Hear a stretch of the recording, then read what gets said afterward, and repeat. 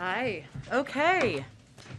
Zeke, I know this is disappointing. I have nothing at the top for you, so let's just get into whatever you all have questions about. Why don't we start with testimony on Capitol Hill that's ongoing with General Milley and General Mackenzie testifying that they believe that 2,500 U.S. troops were needed to sustain the Afghan government and hold off the Taliban.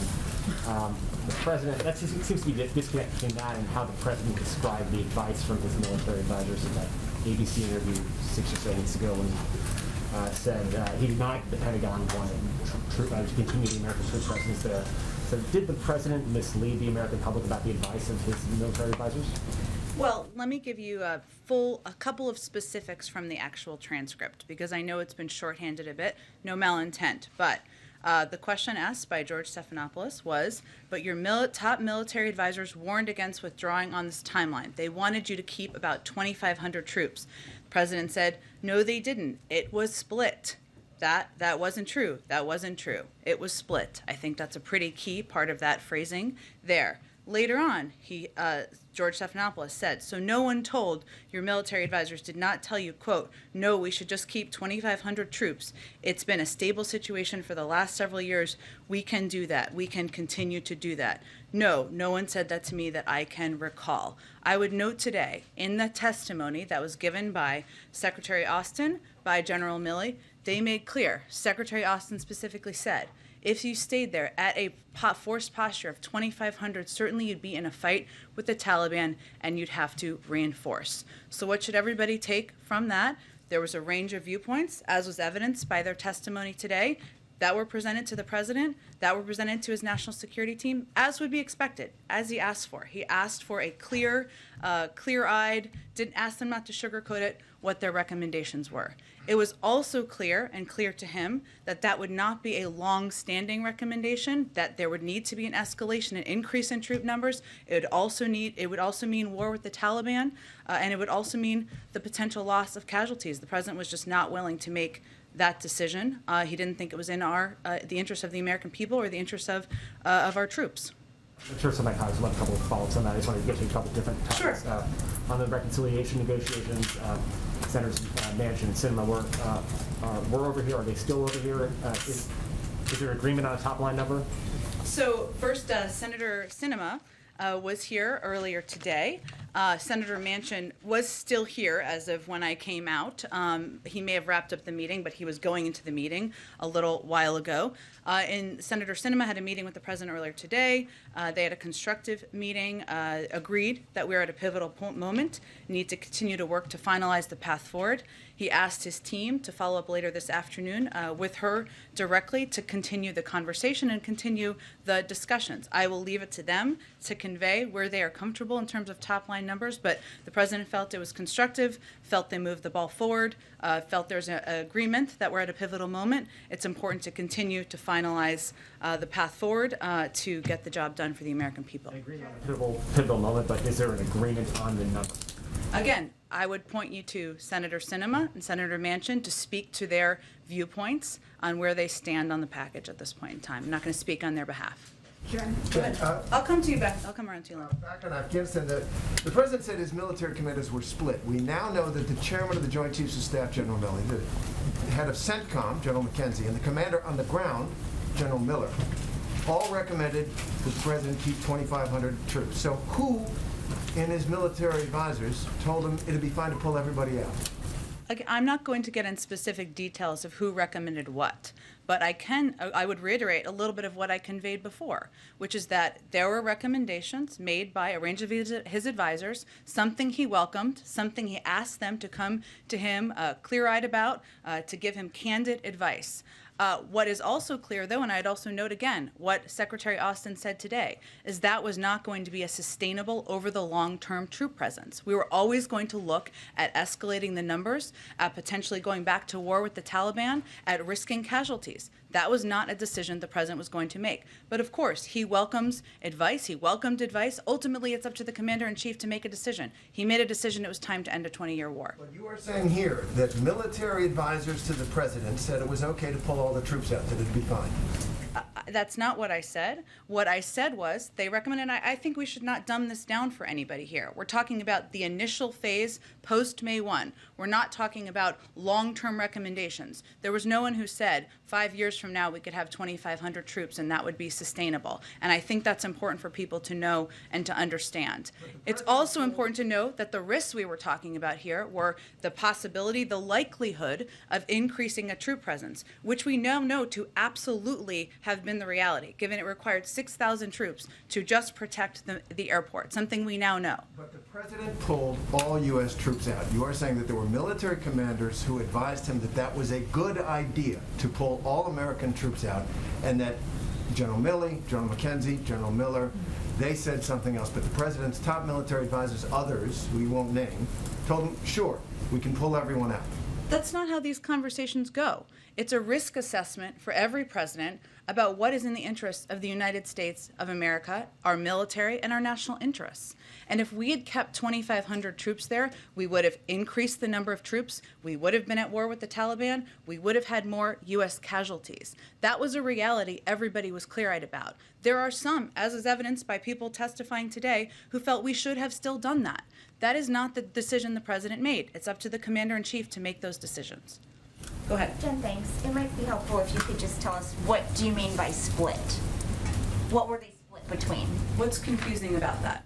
Well, it's either one, they were advising that 2,500 troops should remain on the ground, or two, that someone was advising that it should be zero. Well, again, Weijia, I think it's important for the American people to know that these conversations don't happen in black and white or like you're in the middle of a movie.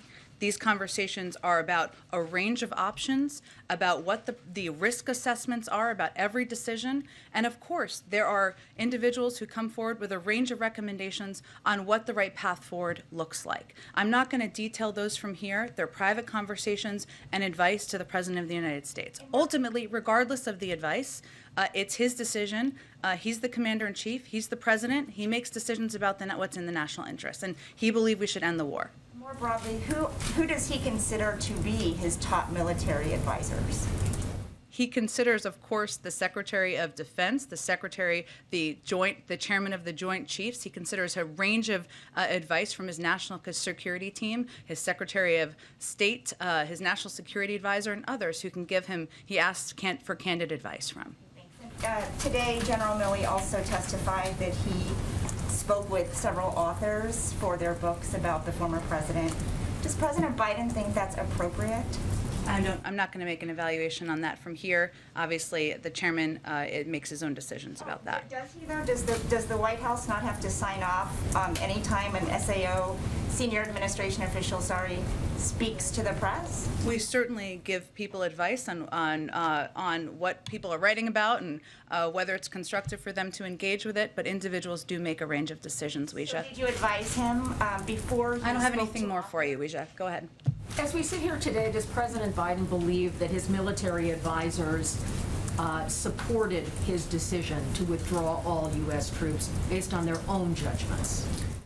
Well, Kelly, I think what you heard them say during their testimony is that about certain stages, they gave a variety of advice, which is accurate and something the president, of course, welcomes. He ultimately had to make the decision as the commander-in-chief about what is in our national interests. You also heard Secretary Austin make clear about the commitment of delivering on what the president had decided, and the fact that if we had left troops in there past September 1st, we would have been at war with the Taliban. So I think what's important for people to take away from the testimony today is that it reiterated and confirms a lot of what we've been talking about over the past couple of months, about what the risks were of keeping troops on the ground, what the Taliban's intentions were, what the impact was of the deal that was struck by the prior administration directly with the Taliban that released 5,000 Taliban fighters into Afghanistan without the engagement of the Afghan government. Those are all the repercussions and the impact. And yes, they gave their advice as they should,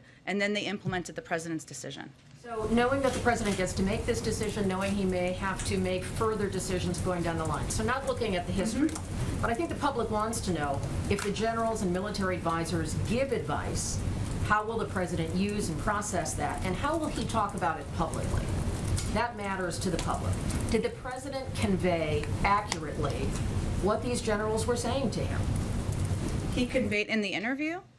In what aspect? Well, in the interview, and then going forward, can they understand how the president will use that kind of information when we see there's a conflict between what the generals were saying and the president's public statements with respect to Afghanistan? Well, the president made clear that the advice was split. He didn't outline what every individual conveyed to him in private advice, as I don't think anyone in the American public would expect. Obviously, they're testifying before Congress today. They're answering questions accurately. They're providing more detail on their advice, as they should. That's how that process works, and as they should. I think what the American people should know is the president is always going to welcome a range of advice. He asks for candor. He asks for directness. And in any scenario, he's not looking for a bunch of yes men and women. And what that means is that ultimately, he's going to have to make the decision about what's in the best interest of the United States. If there's conflicting advice given, by necessity, some people's advice will not be taken. Go ahead. So what is the White House's reaction to some other aspects of General Milley's testimony? He said, among other things, that it was a mistake for two successive American presidents to have a date-based or date-certain withdrawal, that it ought to be conditions-based. He also indicated in his testimony that the idea of the U.S. credibility would be damaged would be a word that should be looked at. What's the White House's response to those aspects of his testimony today? Well, first I would say that Secretary Austin spoke directly about our credibility in the world during the same testimony, and he said our credibility remains solid and people place great trust and confidence in America. And what we also look at is the fact that the NATO Secretary General has affirmed that our allies were consulted on the president's decisions. We communicated to the Afghans and to our allies. And since the time of the withdrawal, we worked to get 100 countries together to unite in an effort to make clear that the international community's expectations, what they are, of the Taliban-led government. That shows the United States still has power, still has trust, still has partnerships in the world, even as it relates to Afghanistan. What was the first part of your question? So General Milley specifically said that he believed it was a mistake for there to be date-certain withdrawals versus conditions-based. He said that was a lesson he learned. Does the president agree with that? Does this White House acknowledge that it was a mistake? And is there any, not to say second-guessing, but is there any thought that perhaps a mistake was made? In which piece? When did we set a deadline for withdrawal? You're talking about September 1st? The general said that the two successive American presidents made the mistake of setting dates. So this president had first September 11th, and then he adjusted to August 31st. General Milley indicated that was a mistake. Well, to be clear, we had a May 1st timeline with no plan. We had a deadline and no plan for withdrawal that we walked into when the president was inaugurated and took office.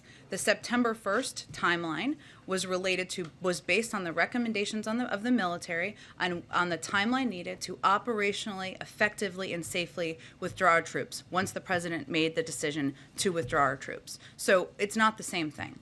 I do want to ask you one more question. General Milley also said that he wasn't asked about whether to keep troops on the ground until August 25th. Is that true? Say that one more time. Well, General Milley said he wasn't asked by the president whether to keep troops on the ground until August 25th. Past September 1st?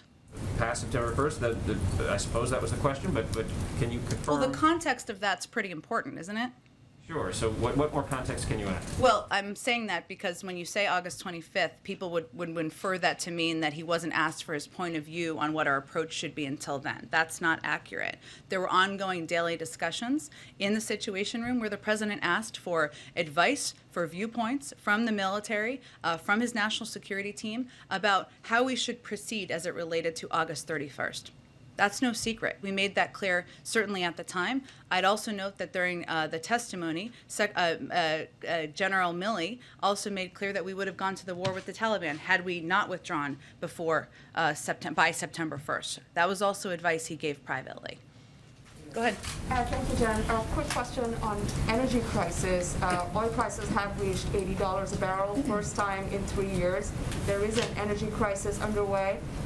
China, UK, Europe. We understand from the White House that you are monitoring the situation, but what in the near term is the White House doing to ease pressure on the market? Are there any conversations that you are having with OPEC or you're planning to have with OPEC that you can tell us a little bit more about. And we also know that Jake Sullivan is in Saudi. He's planning to meet with MBS, although that is about Yemen. Does he plan to bring this up during that meeting? Well, we continue to speak to international partners, including OPEC, on the importance of competitive markets and setting prices and doing more to support the recovery. We're obviously monitoring, as you've already alluded to, and I would note that last month our NEC Director Brian Deist also sent a letter to FTC Chair Lena Khan asking the FTC to use all of its available tools to monitor U.S. gasoline market and address any illegal conduct that might be contributing to price increases. The FTC responded, committing to take specific actions to identify, deter, and investigate. I'd also note that Jake Sullivan also put out a statement at the time, which you referred to. The engagements he has in the Middle East and with the Saudis, specifically the meetings with the Saudis, are really focused on Yemen. Our envoy is participating and a part of those conversations. That's really the focus. So I don't have a further readout beyond that at this point about how the conversations have gone. Obviously, our national security advisor has been deeply engaged, but that's not the focus or the purpose of his trip. And specifically in terms of sort of regulatory action from the FTC, that is obviously going to take some time, but the pressure on the market is building up right now. I mean, are there perhaps any, again, conversations on, reaching out to the emergency stockpile to, ease some pressure on the market? Is there anything being done in the near term? I don't have anything in the near term to preview for you. Obviously, that's up to the FTC in terms of their timeline, but I would assure you we're not only engaged with OPEC, we're looking at every means we have to lower gas prices, but I don't have, or address the cost of oil, I should say, but I don't have anything else to preview for you. And a question quickly on Senator Warren's comment on the Fed chair. She said she will not support his reappointment. She said he's a dangerous man who's harmed the country's banking industry. Does the White House have a comment on that, and where is the president with his decision on reappointing a Fed chair? I understand the interest. I don't have anything on personnel announcements to make, and nothing further on Senator Warren's comments. Go ahead. One Milley question and a couple on the agenda. Sure. General Milley was asked if he echoed the president's term using extraordinary success for what transpired in August, and Milley said it was a logistical success but a strategic failure. I think those are two different things. Is that kind of an accurate assessment in your guys' view of what transpired in August? Well, he later made clear and clarified that he was referring to the 20-year war as a strategic failure. And of course, the president agrees we were there for far too long. We should have withdrawn sooner, and that it was a war that was long overdue to come to an end. And then a couple on the domestic agenda. I understand what you're saying about asking Senators Sinema and Manchin, but a lot of Democrats on the Hill want the president to press for that top line. I think that's crucial to the Thursday vote. Was that his intent today? Because that seemed to be the view on the Hill of what he was trying to do with these meetings today. Well, I can assure you that when he has conversations, they're quite candid, they're direct, and he's had a long relationship, a good relationship with Senator Sinema, as he has had with Senator Manchin, who he has been meeting with. I'm not sure if the meeting has ended yet, but I'm going to keep those private. And we're obviously at a very sensitive time right now in these discussions, a pivotal time in these discussions, and I understand the interest, but I'm going to try not to say anything that gets me fired today. I enjoy speaking with you all so much every day. Just one more, and I'm not trying to be clever here. Speaker No, go ahead. Pelosi wrote in a dear colleague letter today. It said, as I write this, negotiations are being led by President Biden to advance his agenda. Is there, because it's an inflection point, are the roles changing in terms of who's leading things right now, what the role between the speaker, the leader, and the president are? Am I reading too much into that? How do you view the president's role right now? I would say the president is deeply engaged. I know we've read out some of the calls and meetings he's had. We haven't read all of them out in terms of the engagements and calls he's had. He's talked with a range of members across the political spectrum in the Democratic Party, I can assure you. But I would say the way he sees it is that he's working together in lockstep with Speaker Pelosi, with Leader Schumer, to get this done. They are all clear-headed. I know I said this yesterday, but it's worth repeating about the challenges of what we were pressing to achieve this week. As you all know, he spoke with them last night. He will continue to remain closely engaged with them. And so he's working, I would say, in lockstep in partnership with the speaker and the leader. Go ahead. So I'm going to try one more along those Go lines. to it. And then I have another reconciliation Okay. question. Is there a sense in which the president's posture in these discussions with Manchin, Cinema, and the rest has changed over the course of the last week? In other words, is he listening? Does he go into these meetings to listen to hear what they're saying? Is he going into these meetings to tell them what he wants from them? And has that dynamic changed? And in the sense of him being more forceful about what he wants to achieve in these negotiations and discussions because we're coming up against that deadline. So, Again. wasn't that a better way to try to That do was that? good. That was good, Mike. You led me down a rabbit hole there. Look, I think these are a discussion. These meetings, the president, as you all know, was in the Senate for 36 years. He didn't want any president to tell him what to do. He's not going to tell anyone what to do. He is going to have a discussion, have an engagement. Those can be direct. Those can be candid. Those can be straightforward. And as I noted earlier on, this is clearly a pivotal moment. This is clearly a sensitive time.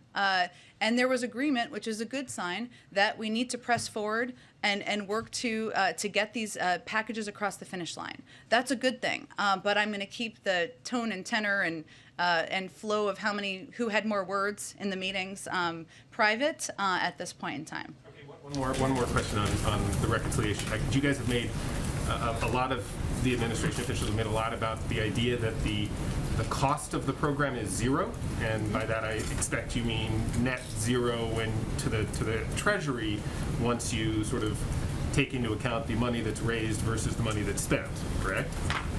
Yes, it doesn't. I know none of us are mathematicians, otherwise we wouldn't be here. But yes, of the investments that were proposed, including tax cuts and the pay-fors, including making the tax system more fair, zero. Okay. But do you guys acknowledge the sort of broader truth that it's not, that it does cost somebody, right? That the cost of the investments that the president wants to make they're not simply a free lunch, right? Whether they're going to cost people who smoke cigarettes, or they're going to cost business people, or they're going to cost companies, or they're going to cost rich people. Like, the cost of what the president wants to do over the course of the next decade and beyond falls on somebody, right? But there's a clear difference between what we're talking about as it relates to taxpayer funds, right, or funding that or lead to our debt, right, which I know a lot of Republicans are supposedly concerned about, and asking businesses. 50 of the top companies last year in 2020 paid not $1 in taxes. A lot of high-income high-income individuals pay lower tax rates than nurses and teachers. Nobody thinks that's fair. Yes, we're asking them to pay more. Yes, so it will cost them more. Go ahead. Thank you, Jen. Just a question on the debt limit. I wanted to see if you guys are raising the possibility of using reconciliation to raise the debt limit, particularly as this October 8th deadline, or excuse me, the October 18th date is fast approaching. Yeah. So we obviously wanted to do this in a bipartisan fashion, as we've talked about quite a bit in here. It's a shared responsibility. It's been done 80 times in a bipartisan manner in the past. And now Leader Schumer wants Democrats to be able to do it alone if Republicans refuse to help.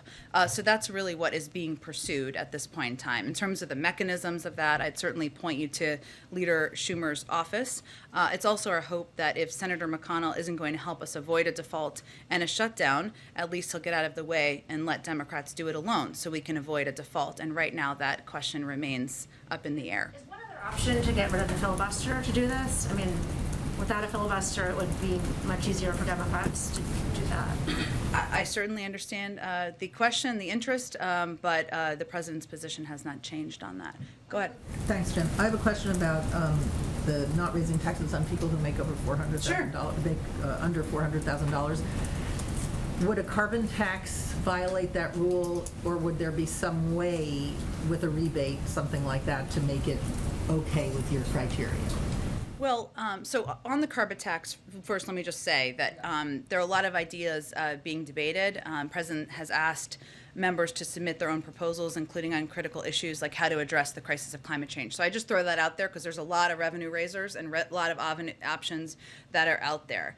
Obviously, the president put forward his own plan for addressing climate change that doesn't involve a corporate carbon fee. But as you can see from the corporate polluter fee embraced in the bipartisan infrastructure deal, polluter fees on corporations do not conflict with the $400,000 pledge. So in our view, that would be one way. But again, there's a range of revenue raisers and options on the table. The president didn't propose this one. They're looking at a range of options. And obviously, we're at a pivotal moment, as we've said. Go ahead, Jackie. Thanks, Jen. On reconciliation, one more. Has the president given a top-line number to members of Congress that he would accept that's less than $3.5 trillion? The president always knew it would be a compromise. That's why he's been engaging with and listening to a range of members on their points of view. Some have expressed publicly that they're not comfortable with 3.5, even though zero costs $0. But I'm not going to speak on their behalf of what they're advocating or negotiating with each other. The president's just looking to unite the party to get across the finish line. Sounds like he has given a number then. No, I wouldn't say that. I would say he is hearing from a range of members on what they're comfortable with. That's part of the discussions right now. And then President Obama said on ABC about the border. President Obama or President Biden? President Obama. Okay. On ABC said immigration is tough. This was an interview that aired on Good Morning America. Got it. Yes. Immigration is tough. It has always been because on one hand, I think we're naturally a people that wants to help others. At the same time, we're a nation state. We have borders. The idea that we can just have open borders is something that, as a practical matter, is unsustainable. Does President Biden agree with President Obama that open borders is unsustainable? We don't have open borders. So yes, he agrees. And then did the White House have any discussions with ABC or President Obama about the content of that interview? Not that I'm aware of. Obviously, the current president, the former president are friends, and they engage on a regular basis, but I'm not aware of any conversations about it. And then I wanted to ask about Secretary Mayorkas yesterday. He said that the administration is continuing to message to the diaspora community that migrants should not take the journey, but he also said in the same sentence that the now 13,000 who've been released into the U.S. Is an appropriate figure and a function of our operational capacity. How should migrants hear both of those messages at the same time and not think that they should come and expect the same treatment? Well, by the same treatment, the 13,000 or 12,000 individuals we're talking about here are put into immigration proceedings, right? When they're put into immigration proceedings, it does not mean they get to stay in the United States.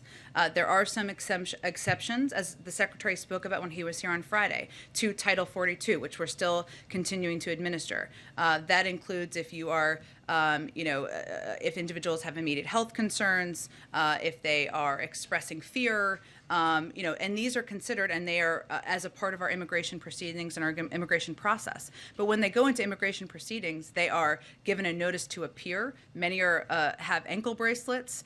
Their biometric data is taken, and they are expected to appear back in immigration court. So it is not accurate to suggest, or for anyone who is contemplating coming to the border, to think that they are going to come to the border and be allowed to stay long-term in the United States. There's an immigration process, immigration proceedings. Of course, people get their day in court, but they are arbitrary. They go through that process. These cases are taking 2.5 years on average. I mean, to people living in conditions that they're trying to flee, that is long-term. Well, I would say first that we are still applying Title 42.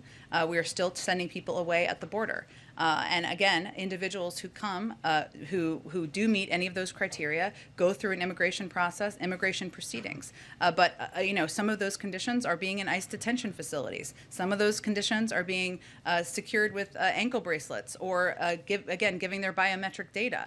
It's not an easy process or an easy system, and absolutely nothing is guaranteed. It has to go through our own immigration process. But again, our system is broken, needs to be fixed. That's what we'd love to work with Republicans on. Is the administration doing anything to prepare for this second group that we're now expecting on the southern border within the next month or so? There have been reports that the numbers could be between 15,000 and 20,000 more migrants. We're continuing to apply Title 42 at the border. We are continuing to convey through a range of means, communicating directly with people through paid media and otherwise. This is not the time to come. I would note that while there are a number of people who are in the immigration proceedings process, there are also thousands of people who went back across the border when they realized they could not stay here and could not stay in the camp and would not be able to stay in the United States. So there are some deterrence mechanisms that have been put in place. Obviously, our Department of Homeland Security continues to prepare in any scenario as we look to migrants coming to approach the border. Go ahead, Lynn. Actually, Obama gave that interview in connection with his being in Chicago today for the ceremonial groundbreaking of his presidential assignment, which goes back to your origin story that lands you here. My question is about President Biden in Chicago tomorrow. Sure. I need some details, which you haven't given out, what you want to do for the business vaccination event that you want to do. A source says to me you're going to also go to suburban Chicago. I need some more information on that. And since you have so many options and where to go around the nation to promote your policies, why in specifics did you pick Chicago? And you know I don't want a general answer. Okay, Lynn, always a pleasure to see you. Lynn, so we will get you absolutely all the details on the business in intricate detail, and everyone here who wants that detail, we will give it to them as well. He is going to Chicago because he wants to lift up and communicate, not to the people of Chicago, but the people of the country about the effectiveness of vaccine mandates, how they can work for businesses, how they can make workplaces safer, and how they can be constructive to our economy. This is a place where we've identified some options to do exactly that, so that's why he's headed to Chicago tomorrow. But that doesn't tell me why you picked Chicago. There are other places that can maybe do that. And then what about this, whatever he's going to do in the suburban style, the source tells me about? I promise you we will get you details. It will not be generic. We will get you details after the briefing. Even as we speak, check your email. We'll see if we can get you details while we're talking here. Go ahead, Sabrina. Thank you. Does the White House support Speaker Pelosi's decision to hold a vote on infrastructure without also doing reconciliation in tandem? Well, let me be clear. The president is committed to getting both pieces of legislation passed and across the finish line, as is Speaker Pelosi, as is Leader Schumer. We are working in lockstep to get both of those pieces of legislation done. One is absolutely not being dropped. Anyone who thinks that, that's not true or accurate. We certainly trust the Speaker. We trust Leader Schumer, and we're obviously, the president is playing his role on getting these pieces across the finish line. What is President Biden's message to House progressives who are threatening to vote the infrastructure bill down on Thursday, and is he planning to speak directly with progressives this week? As I just noted, he's spoken with a range of Democrats from different parts of the party. He has, and he will continue to. I'd also note that our team, senior members of the White House team, have had even more conversations than the president, to be expected. In September, we had over the White House senior staff, or members of the legislative team, had over 260 engagements on Build Back Better with members in their senior teams, over 50 with departments, so they could provide specific policy expertise. That's the level of detail and granularity we've been focused on over the past month or so. One question on a separate matter. The Journal published an investigation today revealing that more than 131 federal judges traded stock of companies that appeared in cases in their courtrooms. This comes after 2 Federal Reserve presidents resigned earlier this week over stock holding controversies. What is President Biden's position on federal judges, Federal Reserve officials, members of Congress, and other officials in the administration owning and trading shares of companies that could appear before them in official capacity? Well, obviously every scenario is different, but I will say that the president expects that everyone serving as a public servant should be held to the highest standards, ethical standards. Obviously, we respect the independence of the Federal Reserve. They've made their own announcements there. Beyond that, that certainly is his expectation. Legislation to bar stock trading and stock holding? We'd have to look at specific legislation to see what it looks like. Yeah. Jen, Go ahead. can you confirm that President Biden will be meeting with Pope Francis October 29th at the Vatican? I don't have anything about the trip to confirm at this point in time. Go ahead. Go ahead. Lots of people have different sources. I have nothing yet on the trip. As soon as we have it, I promise we'll share it with all of you. Go ahead. Thank you so much. How important is getting the reconciliation package to the president's credibility as he goes into Glasgow? And if he doesn't get the deal made, will the U.S. be able to get other countries to believe our commitments and make serious ones of their own? Well, As you know, former Secretary Kerry, members of our climate team, members of our national security team have been working around the clock to secure commitments as we lead up to Glasgow. I think the president's record and his commitment on climate is evident to the global community. He rejoined the Paris Climate Agreement. He took steps himself through his own executive authorities to put in place climate-friendly actions, including as it relates to the auto industry. He's been an advocate and the author of, or I shouldn't say, well, the author of the ideas, the bold ideas in the Build Back Better agenda. So I can't speak to how other countries will assess, but I can convey that his record is clear. Addressing the climate crisis is top and front and center of his agenda. He conveys that to world leaders, and that's certainly something that former Secretary Kerry, our climate envoy, and others are conveying in their conversations leading up to Glasgow. And just one more question. Has President Biden been too passive in dealing with Congress on some key matters? You know, today we saw Senator Warren turning against Powell. Some Democrats are criticizing him over not being involved enough in the debt ceiling and infrastructure talks. Has the president thought about staying far enough ahead of these issues to keep them from blowing up among Democrats? I'm not sure that's a criticism in terms of him not being engaged enough. That's actually coming from members, but you can tell me if you have members who have said that. Debbie Dingell said it yesterday. That he's not engaged in getting the Build Back Better agenda passed. Said that she wanted him to take a more aggressive stance. In what way did she say? I didn't see her comments. I don't have the transcript in front of me. Okay, look, I would say, as I just conveyed, the president, our senior members of his White House team had over 260 engagements on Build Back Better. We've done 50 briefings with different departments on policy components. The president proposed the entirety of this agenda. These are based on his bold and ambitious ideas, and he has had hosted a range of meetings here, gone across the country and communicated about his agenda. So I would say that he knows pretty well how to get legislation passed and through. Sometimes that means private conversations. Sometimes it means private meetings. Sometimes it means public speeches. And obviously the proof will be in the pudding if we get the legislation passed. Go ahead. Hi, Jen. Just two questions about immigration. First, the state of Florida, as you're probably aware, announced a lawsuit today that it's filing. Governor DeSantis also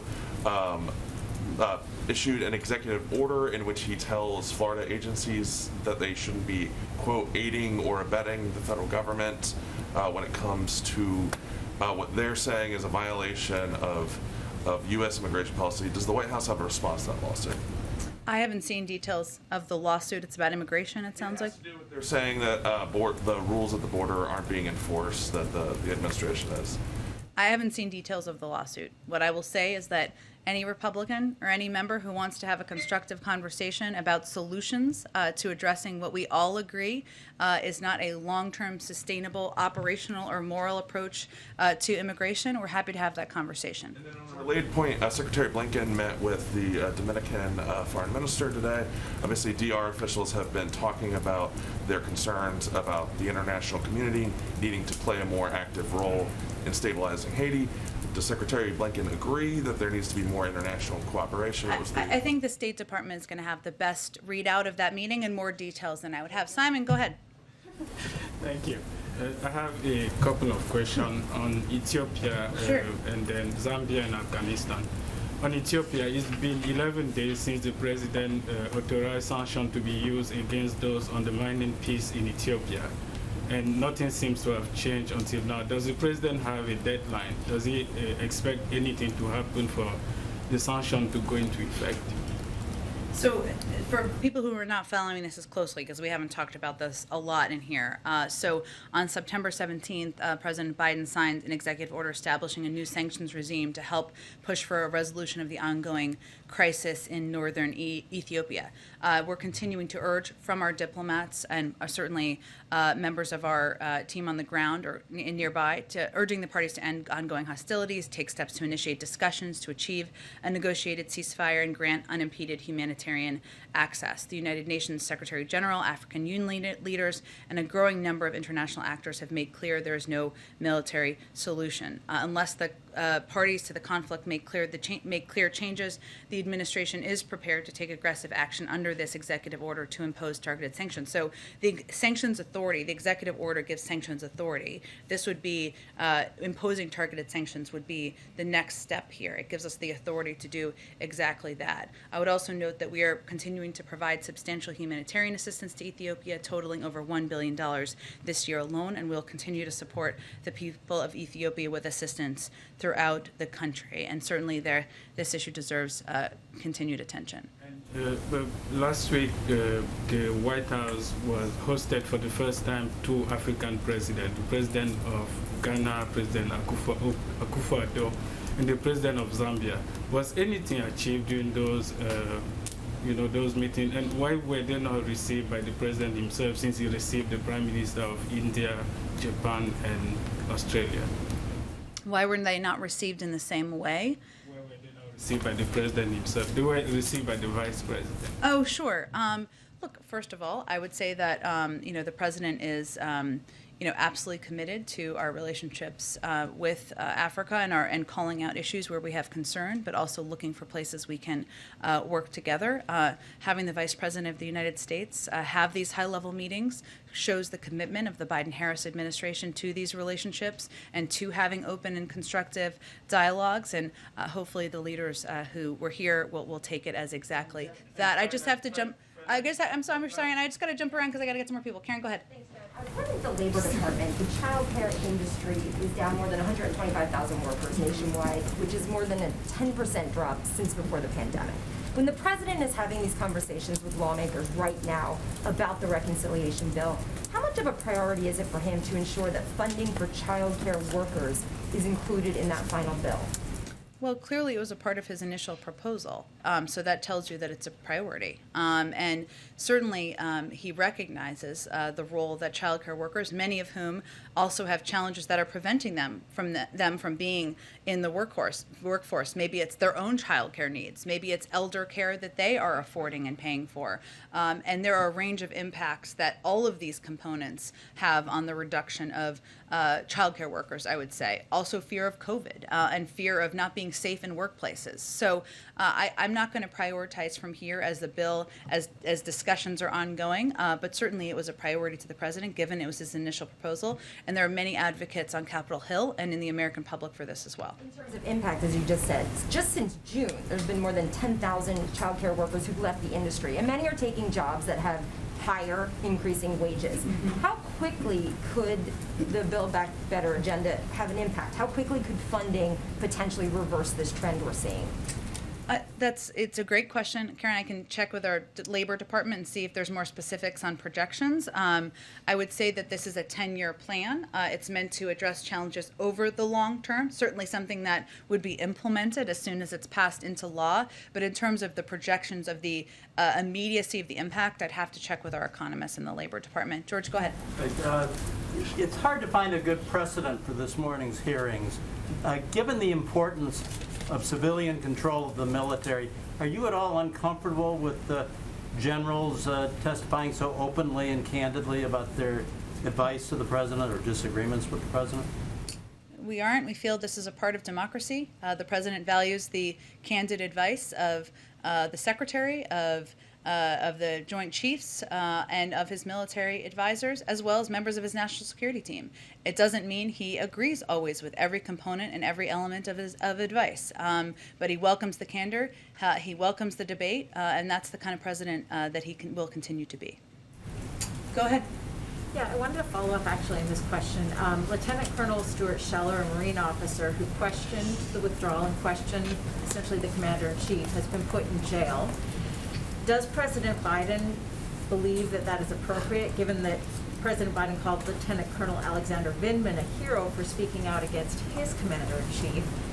He even testified on Capitol Hill while in uniform. So how is this different, especially since you just said the president welcomes the candor and the advice of his military advisors? Does the president also see Lieutenant Colonel Stuart Scheller as a hero? I don't have all the details on these circumstances. I understand that's going to be frustrating to you, but we will work to get you an answer on it. Sure. Okay. I just wanted to follow up on our questions from Friday. Could you comment on the report over the weekend that the U.S. government had planned to kidnap Julian Assange? How concerned is the White House about these reports? Is it going to investigate them? And Edward Snowden tweeted about this, saying, maybe after the story that the government literally plotted to murder Assange, this White House will finally stop stonewalling the press pool over the dubious charges against Assange, the single biggest press freedom case in the United States. Can you respond? I would say I would point you to the Department of Justice about espionage charges, and I would point you to the CIA about the other report you asked about. Go ahead. With respect to press freedom? I think I spoke to that on Friday. Go ahead. Thank you, Jen. The president has not shied away from the historical implications of leaving Afghanistan. He's noted that it was time to end a 20-year war. He has said that he is not going to pass this war on to a fifth president. So given that he understands the gravity and he has framed it in the historical context, I know that you said you're not going to detail private conversations, but can you give us a little bit more of an explanation as to why not? Doesn't the American public, given the historical gravity of that decision, don't they deserve to know who was advising the president who was on the other side of that argument about leaving troops in Afghanistan? I would say first that what the American public can know and understand is that the president will welcome and take and ask for and push for a range of opinions on every national security decision that he makes. And we're not going to detail those private discussions, private decisions that happen in the Situation Room for the public. What the president has also been very candid and clear about, and will continue to be, and you outlined much of this, is why he made the decision that he made. And even as it relates to the recommendation on 2,500, it's also important for the American public to understand that was not going to be a sustainable number over the long term. And what the decision he was making was about was not sending their daughters, their sons, their grandchildren back to fight a war that the Afghans would not fight themselves. And it was about a phase, not a long-term recommendation. And then two quick follow-ups. Yesterday I asked you about the Uyghur Forced Labor Prevention Act, which sailed through the Senate with bipartisan support. Can you tell us where the president stands in that legislation?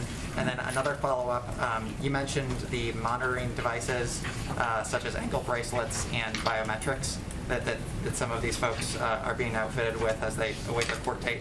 Is there a percentage that you can tell us about how many folks have, been issued that biometric? That's part of the process. Can you tell us how many have been already issued that, or is that happening later? Biometric that's required as it relates to putting people back into the immigration proceedings. The Department of Homeland Security can give you the rundown, but that's part of the standard process. Okay. And then the weird. Sure. So we, of course, the president has, of course, expressed concern, as you know, in the past about the treatment of Uyghurs, has, of course, raised that as it has been raised directly with the Chinese. As it relates to the legislation, we don't have a position at this point in time on this particular piece of legislation. It does include, but I will note that we have implemented concrete measures to promote accountability for individuals and entities implicated in human rights abuses and atrocities in Xinjiang.